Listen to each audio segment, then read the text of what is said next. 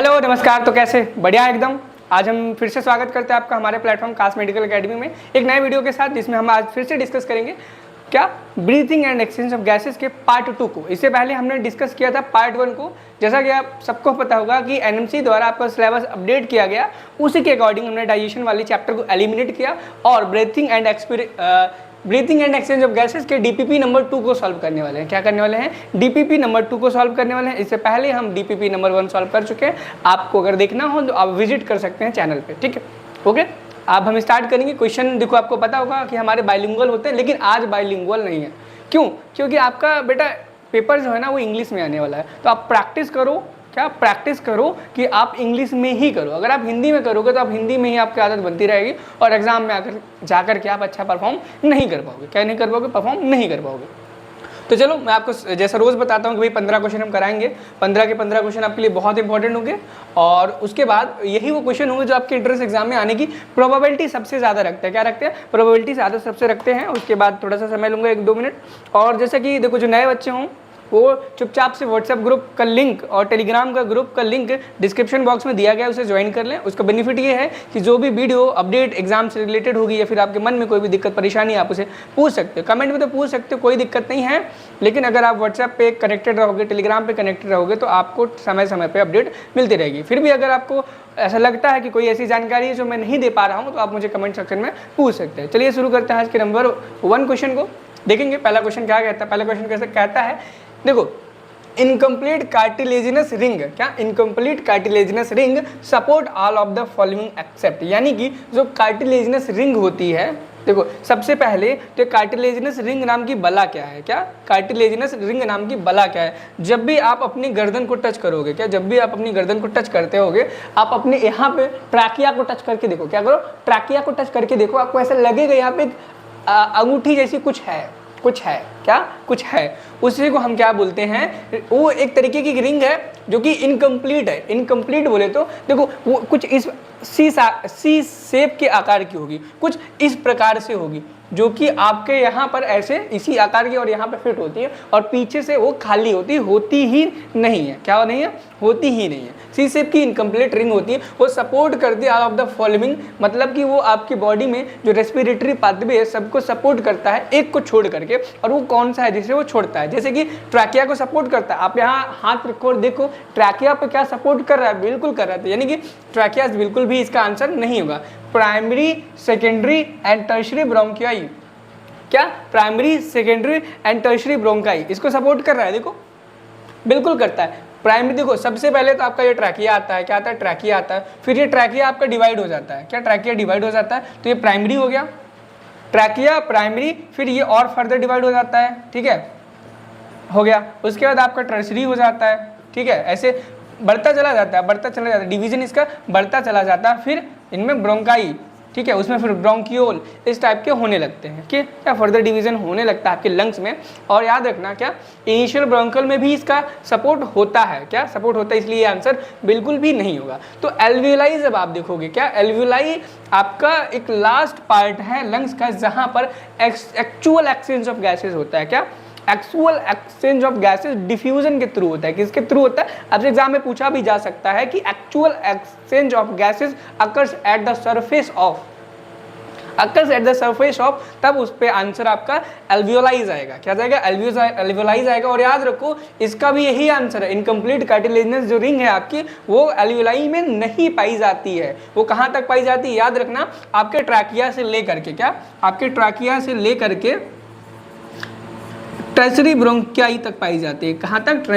Tertiary bronchi तक पाई जाती है। टर्शियरी ब्रोंकाई तक पाई जाती है। जैसे ही आपका टर्शियरी ब्रोंकाई खत्म होगा और आपका ये क्या खत्म हो जाएगा? आपका इनकम्प्लीट कार्टिलेजिनस रिंग भी खत्म हो जाएगी। क्या हो जाएगी? इनकम्प्लीट कार्टिलेजिनस रिंग खत्म हो जाएगी। ये बहुत इंपॉर्टेंट क्वेश्चन है, सेकंड नंबर। इस क्वेश्चन को जिस भी बच्चे ने बिना बताए सॉल्व कर लिया, यकीन मानो उसे चैप्टर के आगे के क्वेश्चन शायद ही करने की जरूरत है। एज अ प्रैक्टिस आप कर सकते हो, कोई दिक्कत नहीं। बट आप मतलब टैलेंटेड हो, ये मानना पड़ेगा कि भाई आपको चीज़ें आती हैं, आपने पढ़ी है, ठीक है। बहुत अच्छा क्वेश्चन है, पीवाईक्यू में भी अक्सर रहा है, चाहे वो कोई एग्जाम हो, आपका कोई भी मेडिकल एंट्रेंस एग्जाम हो, पीवाईक्यू में आपके बिल्कुल रहा है ये same as it is question. क्या?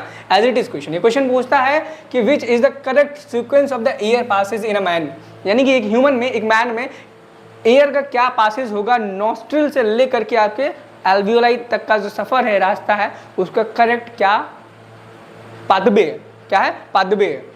देखो इस क्वेश्चन का जो करेक्ट आंसर होगा, क्या करेक्ट आंसर होगा, देखो कैसे, सबसे पहले अब देखो एक्सटर्नल नोस्ट्रिल, चलो ठीक है, एक्सटर्नल नोस्ट्रिल हमारी बाहर की नाक की ये जो जगह होती है, डायमीटर होता है, जिसको हम एक्सटर्नल नोस्ट्रिल बोलते हैं। क्या बोलते हैं? एक्सटर्नल नोस्ट्रिल बोलते हैं। ठीक, आगे नेजल पासेज हो गया, इंटरनल नोस्ट्रिल्स बिल्कुल गलत, यहीं पे गलत हो गया। सबसे पहले एक्सटर्नल नोस्ट्रिल आएगा, फिर इंटरनल पासेज, फिर नेजल पासेज आएगा, फिर उसके बाद आपका क्या आएगा, फायरिंग्स आता है, ठीक है, और लैरिंग्स आपका नहीं आएगा, फिर ट्रैकिया आता है आपका। तो ये ऑप्शन यहीं पे गड़बड़ हो गया, जहाँ पे यहीं हो गया, ठीक है, यहीं पर गड़बड़ हो गया। नेक्स्ट अगर हम देखेंगे नोज के बाद लैरिंग्स में बिल्कुल जाएगा, नहीं जाएगा, सॉरी जाएगा, लैरिंग्स में जाएगा। अब लैरिंग्स के बाद इन्होंने डायरेक्ट ब्रोंकाई में पहुंचा दिया, तो बिल्कुल गलत हो गया, छोड़ दो इसको। नोज में गया, चलो ठीक है, फायरिंग्स में नहीं जाएगा, क्या फायरिंग्स में जाएगा, सॉरी फायरिंग्स में जाएगा, क्योंकि फायरिंग्स एक कॉमन पासेज होता है फूड का एंड एयर का। फायरिंग्स क्या होता है? कॉमन पासेज होता है फूड एंड एयर का। ठीक, आगे देखो, फायरिंग्स के बाद ट्रैकिया में गया, ट्रैकिया के बाद लैरिंग्स में गया, तो ये आपका जो आंसर यहाँ पे थोड़ा सा दिख रहा है बिल्कुल गलत है। यहाँ पे सबसे पहले वो लैरिंग्स में जाता है, फिर ट्रैकिया में जाता है। क्या? पहले लैरिंग्स में जाता है, फिर ट्रैकिया में जाता है। ठीक है, एक करेक्ट जो पाथवे होता है वो यही होता है। क्या होता है? यही पाथवे होता है सबसे पहले। ठीक है, अब देखो, अब अगर हम बात करें इस क्वेश्चन की, सारे गलत लिख रहे हैं एक तरीके से, शायद मैंने कोई थोड़ी सी कहीं पर मिस्टेक किया, क्या कहीं पर थोड़ी सी मिस्टेक की है। इस क्वेश्चन का जो करेक्ट आंसर होगा ना, वो होगा, देखो सबसे पहले एक्सटर्नल नोस्ट्रिल, फिर आपका नेसल पासेज, इंटरनल नोस्ट्रिल्स, फायरिंग्स, फिर लैरिंग्स, फिर ट्रैकिया, फिर bronchi, bronchioles and alveoli. Option number A correct होगा। ठीक है, जिन भी बच्चों का ये क्वेश्चन सही था, क्या सही था, वो कमेंट सेक्शन में ज़रूर बताएं कि मेरा आंसर सही था। देखो मैं भी थोड़ा सा लड़खड़ा गया इस क्वेश्चन में, इसीलिए मैंने बोला था कि क्वेश्चन जिस भी बच्चे ने कर लिया, इसका मतलब ये है कि हाँ भाई उसने चैप्टर को अच्छे से पढ़ा है। ऐसा नहीं मैंने नहीं पढ़ा, बट थोड़ा कभी कभी माइंड से स्लिप हो जाता है, ये चीज़ आप भी समझ सकेंगे। ठीक है, नेक्स्ट क्वेश्चन पर चलेंगे, और इस क्वेश्चन को आप याद कर लो, क्योंकि आपके क्वेश्चन में आने के चांसेस सबसे ज़्यादा रखता है। क्या रखता है? सबसे ज़्यादा रखता है। अब क्वेश्चन नंबर 3 पढ़ेंगे। क्वेश्चन नंबर 3 क्या कहता है कि the part starting with the external nostrils up to the terminal bronchioles constitute the, यानी कि आपका ये जो नाक का पार्ट है, क्या है?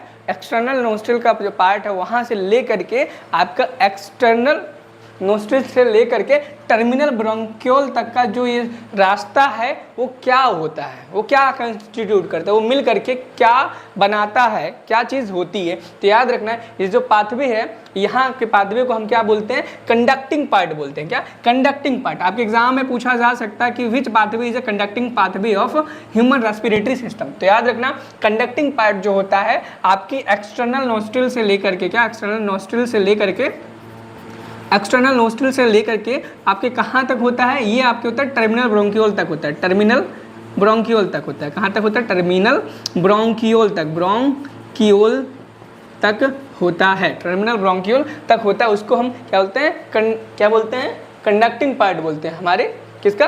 पाथवे का, रेस्पिरेटरी पाथवे का। नेक्स्ट क्वेश्चन देखेंगे, ये क्वेश्चन भी बहुत ज़बरदस्त है, बहुत अच्छा है।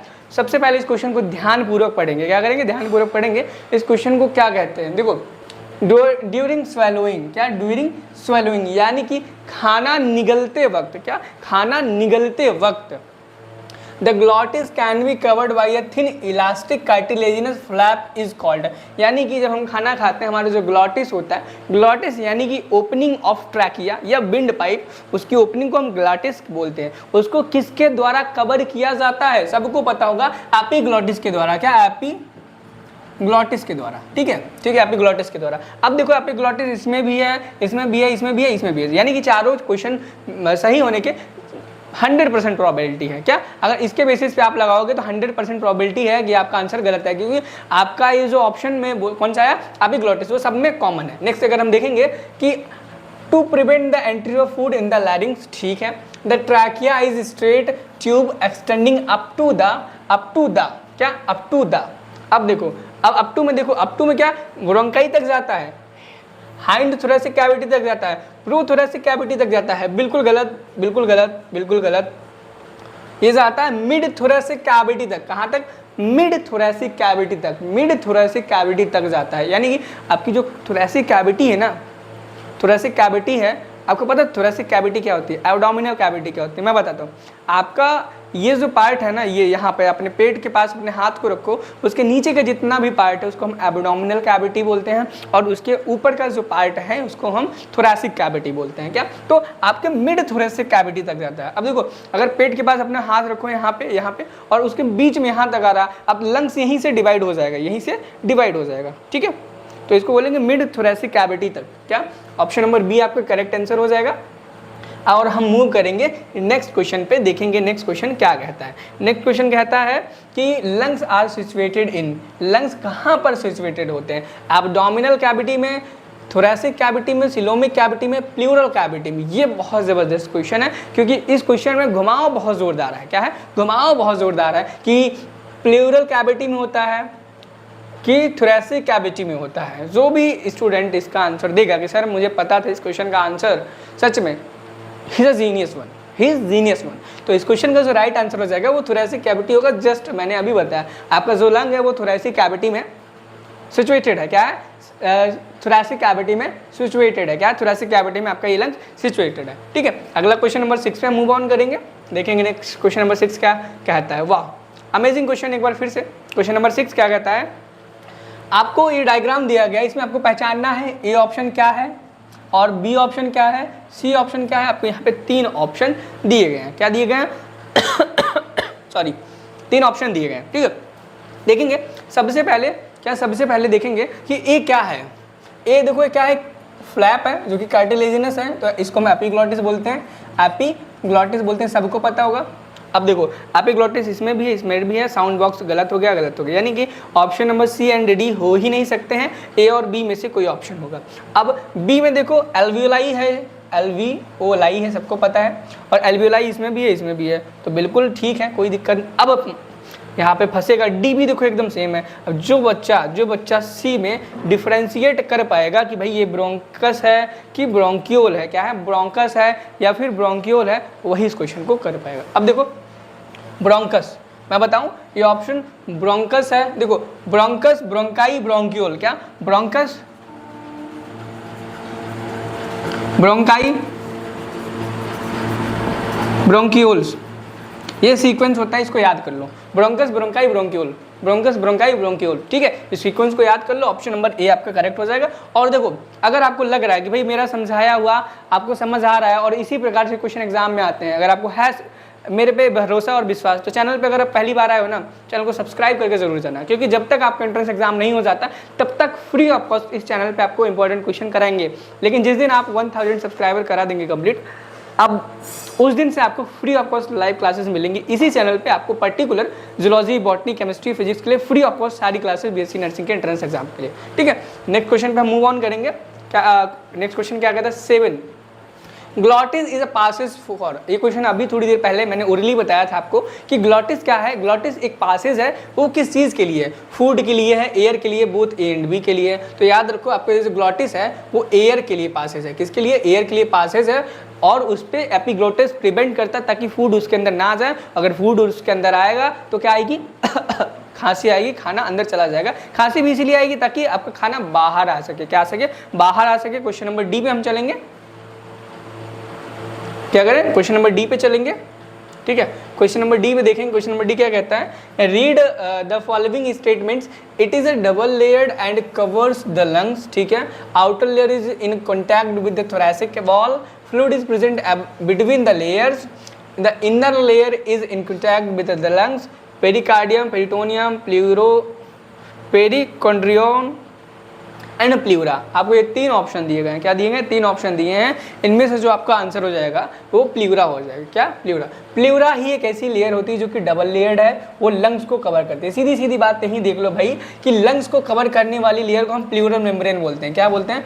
प्लूरल मेम्ब्रेन बोलते हैं। क्या बोलते हैं? प्लूरल मेम्ब्रेन बोलते हैं। और क्या बोलते हैं? इस फ्लूइड जो प्लूरल कैविटी में, क्या प्लूरल कैविटी में जो फ्लूइड भरा होता है उसको हम प्लूरल फ्लूइड बोलते हैं। आपको सबको पता होगा। तो सीधी सीधी सी बात है, आपका प्लूरा यहाँ पे आंसर आ जाएगा। और पेरिकार्डियम तब आता है जब हार्ट की बात करते हैं, हार्ट की बात करते हैं। ठीक है, ठीक है। आगे हम देखेंगे क्वेश्चन नंबर 9। क्या देखेंगे? क्वेश्चन नंबर 9 बहुत अच्छा क्वेश्चन है। क्वेश्चन नंबर 9 कथन, असर्शन एंड रीजन। क्या? असर्शन और रीजन। क्वेश्चन नंबर 9 देखते हैं। क्वेश्चन ये कहता है कि during swallowing food can not enter into larynx, यानी कि खाना खाते समय, क्या खाना खाते समय फूड आपके लैरिंग्स में नहीं जाता है। क्या? फूड आपके लैरिंग्स में नहीं जाता है। असर्शन ये कह रहा है। रीजन ये कह रहा है कि during swallowing opening of larynx glottis covered by glottis epiglottis. ठीक है, क्या ये सही है? मतलब ये जो बात इन्होंने कही कि खाना खाते समय हमारा खाना फूड पाइप यानी कि लैरिंग्स में नहीं जाता है, उन्होंने कारण दिया क्योंकि उस समय पर ग्लॉटिस जो होता है उसका जो कवर होता है, ओपनिंग होती है, वो एपिग्लॉटिस के द्वारा कवर रहती है। क्या ये सही चीज़ है? इन्होंने एक कथन बताया और एक रीज़न बताया कि भाई कथन ये है, उसका क्या यही कारण है, ये सत्य है असत्य है? तो देखो ये कथन एकदम सही है। क्या है? एकदम सही है। क्यों? क्योंकि हमारा जो ग्लॉटिस है, ग्लॉटिस बोले तो आपका ये विंड पाइप की ओपनिंग, उसे हम ग्लॉटिस बोलते हैं, और उसको एक कार्टिलेजिनस फ्लैप के द्वारा वो कवर होता है ताकि फूड एंट्री ना कर पाए आपके फूड पाइप में। क्या? फूड पाइप में एंट्री ना कर पाए। बिल्कुल ये रीजन सही है। If both the assertions and reasons are the true, the reason is a correct explanation of the assertion. ठीक है, बिल्कुल सही। बहुत अच्छा क्वेश्चन था। ये क्वेश्चन आपके एग्जाम में आने की बहुत ज़्यादा प्रोबेबिलिटी रखता है। इस क्वेश्चन को आप ऐसे बहुत अच्छे से मार्क डाउन कर लो। ठीक है, नेक्स्ट क्वेश्चन में मूव ऑन करेंगे। Trachea divides into right and left primary bronchi at the कहाँ पर? 4, 5, 6, 9। क्या? 4, 5, 6, 9 क्वेश्चन नंबर 10 है। और 4, 5, 6, 9 मिड थोरेसिक कैविटी पे, क्या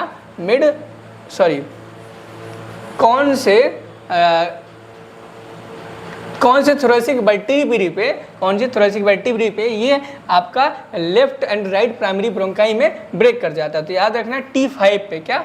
T5 बोले तो आपका थोरेसिक कैविटी के थोरेसिक वर्टिब्री की 5th नंबर कैविटी पे, 5वें नंबर की आपकी जो थोरेसिक वर्टिब्री है वहां पर आपका लंग 2 पार्ट में डिवाइड हो जाता है। पहला तो right primary bronchi and left primary bronchi पे। ठीक है, इस क्वेश्चन को याद कर लेना। ये क्वेश्चन भी बहुत अच्छा है। ये क्वेश्चन भी आने की प्रोबेबिलिटी बहुत ज़्यादा रखता है।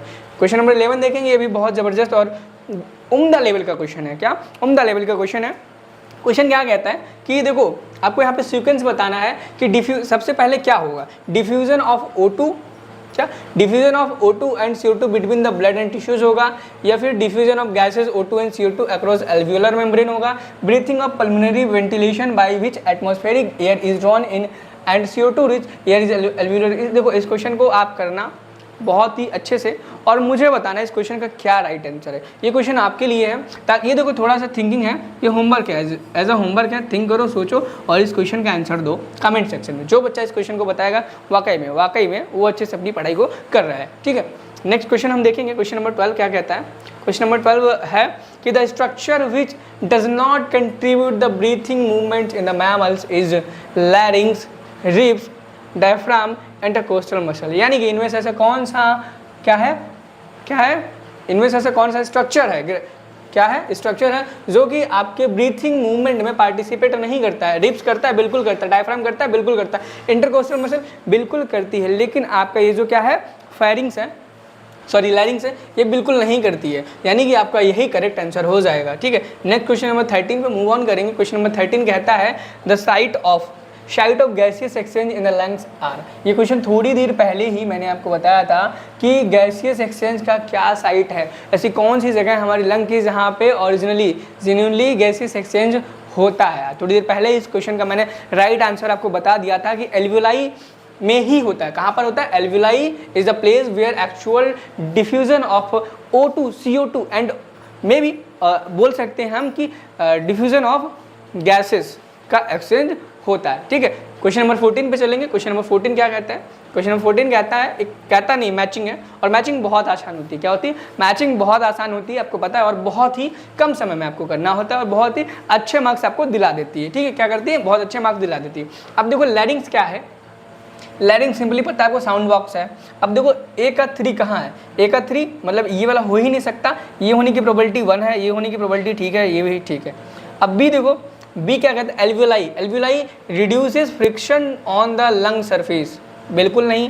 और कार्टिलेजिनस फ्लैप, कार्टिलेजिनस फ्लैप, वो तो एपिग्लॉटिस होता है, यानी कि सी का 2 हो जाएगा। अब देखो इनमें से सी का 2 किस में है, सी का 2 ये रहा, सी का यहाँ पे 2 प्रोबेबिलिटीज़ हो गई, ये सही है, ये नहीं हो सकता, ये नहीं हो सकता, यानी कि आपका ऑप्शन नंबर सी ही बिल्कुल करेक्ट है। क्या है, ऑप्शन नंबर सी बिल्कुल करेक्ट है। लास्ट क्वेश्चन है आपका। जाने से पहले मैं आपको बता दूं, अगर आप चैनल पे नए हैं सब्सक्राइब कर लेना, अगर पुराने हैं तो आप व्हाट्सएप ग्रुप को ज्वाइन कर लो, ताकि आपको आने वाली सारी नोटिफिकेशन और इस PDF भी आपको हमारे व्हाट्सएप ग्रुप में मिल जाएगी। वहाँ पे हम आपको डेली अपडेट करते रहते हैं, मतलब जो भी हम यहाँ पे क्लासेस लेते हैं उसका वहाँ पे अपडेशन आपको डाल देते हैं। और आप हमारे टेलीग्राम को, इंस्टाग्राम को, जो भी ग्राम है, जितने भी ग्राम है, ऐप है, वहाँ पे आप हमें फॉलो कर सकते हैं, ताकि आप अपनी चीज़ों को और बेहतर बना सकें। इस क्वेश्चन को देखेंगे पहले, लास्ट क्वेश्चन को, ठीक है। The chamber formed dorsally by the ventral column, ठीक है, एक ऐसा चैम्बर जो कि डोर्सली वर्टिब्रल कॉलम से बना हो। क्या, एक ऐसा चैम्बर जो कि डोर्सली वर्टिब्रल कॉलम से बना हो, वेंट्रली स्टर्नम से बना हो, लेटरली बाई रिब्स से हो, and on the lower side dome shaped diaphragm. इसको हम क्या क्रैनियल चैम्बर बोलेंगे? बिल्कुल नहीं। क्यों? क्योंकि क्रैनियल चैम्बर हमारे सर को बोलते हैं। किसको? क्योंकि वहाँ पे क्रैनियल बोन्स प्रेजेंट होती हैं। क्या, क्रैनियल बोन्स प्रेजेंट होती है, क्रैनियल नर्व्स प्रेजेंट होती हैं, तो नेजर ये क्रैनियल चैम्बर हो ही नहीं सकता। पेल्विक चैम्बर तो वो होता है जहाँ पे हमारे स्टमक के नीचे वाला पार्ट, मैंने एक आपको याद करने के लिए, समझने के लिए बताया था, जहाँ पे आपका स्टमक के नीचे का पार्ट होता है उसको हम क्या बोलते हैं? पेल्विक चैम्बर बोलते हैं। एब्डोमिनल चैम्बर वो बोलते हैं, वो भी नीचे का ही पार्ट है। एब्डोमिनल चैम्बर भी वही है। थोरैसिक कैविटी या थोरैसिक चैम्बर वो पार्ट है जहाँ पर आपका क्या प्रेजेंट होता है? एयर टाइट चैम्बर प्रेजेंट होता है, जहाँ पर लंग्स प्रेजेंट होते हैं। तो आज के 15 क्वेश्चन आपके हुए समाप्त। फिर मिलेंगे DPP नंबर 3 के साथ। इस breathing and exchange of gases के इतने क्वेश्चन हम करेंगे कि आपके एग्जाम में कोई भी क्वेश्चन आए और आपको क्वेश्चन छूट ना पाए, ठीक है। आप यहाँ पे सारे आंसर देख सकते हो, क्वेश्चन नंबर 1 से लेकर के 15 तक सारे आंसर दिए हैं। ये PDF आपको हमारे टेलीग्राम चैनल पर मिल जाएगी। टेलीग्राम ग्रुप का लिंक आपको डिस्क्रिप्शन में मिल जाएगा। मिलते हैं एक नई वीडियो में एक नई ऊर्जा के साथ, तब तक के लिए पढ़ाई करते रहें। All the very best, thank you, bye bye.